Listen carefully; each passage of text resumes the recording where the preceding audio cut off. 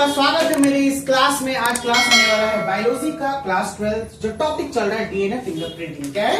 DNA fingerprinting.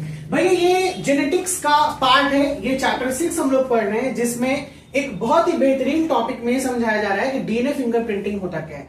आपने बखूबी सुना होगा, बहुत सारी जगहों पर सुना होगा, डीएनए टेस्ट करवा लिया जाए, ठीक है ना।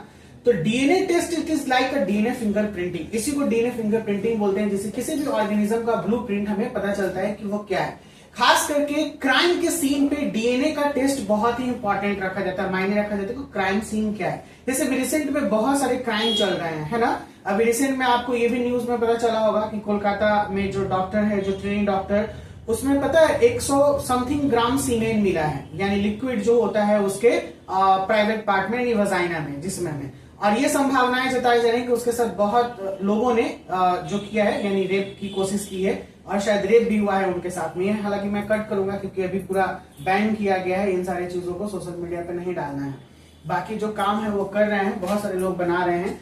तो इससे ये पता चलता है, हालांकि एक ही इंसान को भी पकड़ा गया है, और अभी बहुत सारी चीज के बारे में आपको बखूबी पता होगा। एक इंसान पकड़ा गया है और एक इंसान रेप नहीं कर सकता है, क्योंकि इतना सारा सीमेंट, इतना सारा जो लिक्विड है उसके जो प्राइवेट पार्ट में मिलना, ये संभव नहीं है। इसके बारे में अभी बहुत सारी चर्चाएं चल रही हैं। देखिए क्या होता है। तो ये आखिर उसमें एक बात आया कि उसका डीएनए टेस्ट होगा, यानी उस सीमेंट में भी हर एक सेल में डीएनए पाया जाता है। हम लोगों को पता है ना, each and every cell contain nucleus और ईच न्यूक्लियस कंटेन डीएनए। वो डीएनए को रखता है। तो जो भी सेल है, छोटे छोटे एक बाल भी अगर मिल जाएगा वहां पर, तो उसका भी डीएनए टेस्ट हो सकता है, नाखून भी डीएनए टेस्ट हो सकता है। लेकिन आप लोग शायद इस वर्ड में कंफ्यूज कर रहे होंगे कि ये फिंगर प्रिंटिंग क्या होता है। सर फिंगर प्रिंटिंग, तो ये फिंगर प्रिंटिंग का मतलब ये फिंगर को मत ले लीजिएगा, ठीक है ना। कहते हैं ना कि थंब इंप्रेशन दीजिए, फिंगरप्रिंट चाहिए, तो ये फिंगरप्रिंट नहीं है। फिंगरप्रिंट एक ऐसे वर्ड को रिसेंबल करता है, एक ऐसे वर्ड को जोड़ता है जो यूनिक हो, जो अनोखा हो, इकलौता उसी का हो।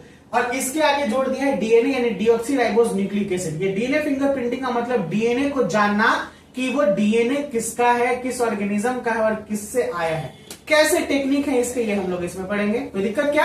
अब समझ में आया? फिंगरप्रिंटिंग अलग है, डीएनए अलग है। डीएनए को फिंगरप्रिंटिंग के साथ जोड़ा। डीएनए फिंगरप्रिंटिंग इट्स मीन कि the exact DNA that comes from the which organism, what organism. Okay, कोई दिक्कत? चलिए, now here we start with the points.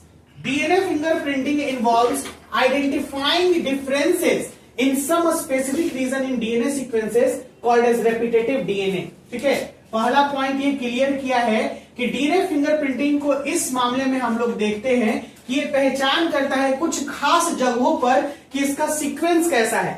हमने प्रीवियस क्लास में पढ़ा था कि डीएनए कहीं कहीं पे उसके न्यूक्लियोटाइड्स 1000 टाइम रिपीट करते हैं, ठीक है ना।